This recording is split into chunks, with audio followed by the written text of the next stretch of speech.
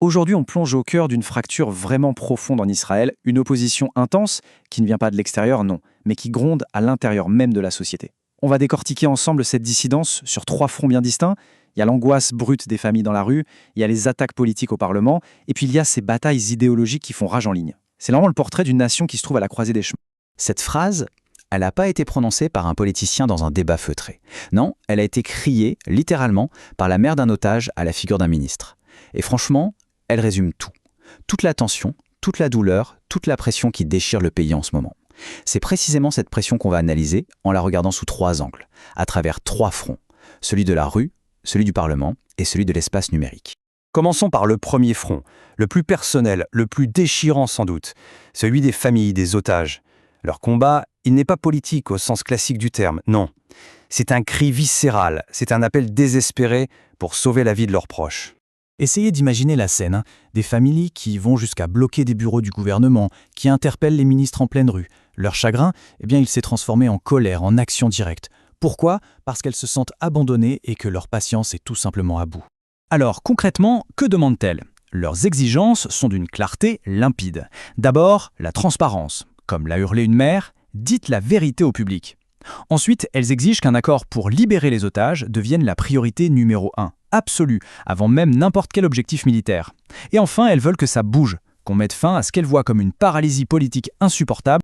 On quitte la douleur des rues pour passer maintenant au deuxième front, un front beaucoup plus politique. On entre dans la Knesset, le Parlement israélien, où la contestation, elle, prend la forme d'un véritable assaut politique en bonne et due forme.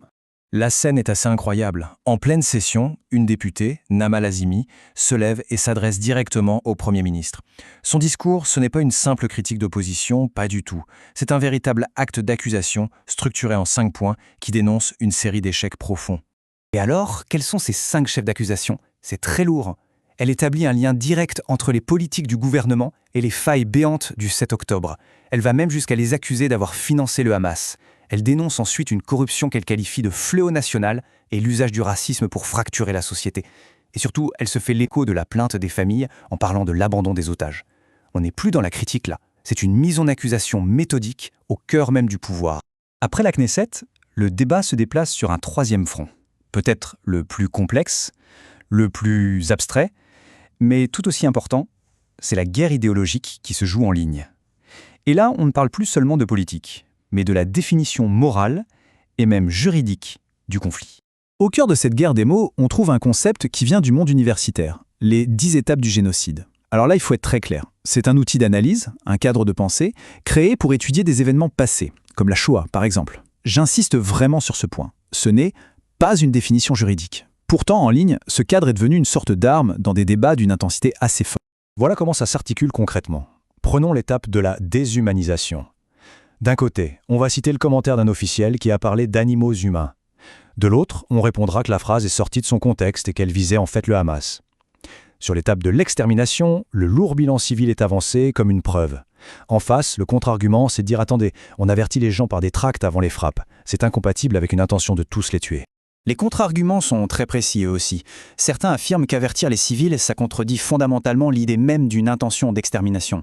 D'autres avancent des arguments statistiques en disant que le ratio de victimes civiles par rapport aux combattants, même s'il est tragique, reste statistiquement bas pour une guerre en milieu urbain. L'argument central étant que beaucoup de ces actions, aussi brutales soient-elles, relèvent de pratiques de guerre conventionnelles et non d'un processus génocidaire. Bon, quand on assemble ces 3 pièces du puzzle, le front personnel, le front politique et le front idéologique, l'image qui se dessine, c'est celle d'une nation qui est vraiment à un tournant critique, aux prises avec des divisions d'une rare intensité. Ce qu'il faut bien comprendre, c'est que la pression sur les dirigeants israéliens ne vient pas d'un seul endroit. Non, c'est une bataille qui est menée en même temps sur 3 fronts. Il y a la pression des rues, portée par la douleur des familles, il y a la pression du Parlement, avec ses accusations politiques frontales, et puis il y a la pression de l'opinion publique, où se joue une bataille féroce pour l'âme même du pays. Et tout ça, bien sûr, nous amène à une question fondamentale.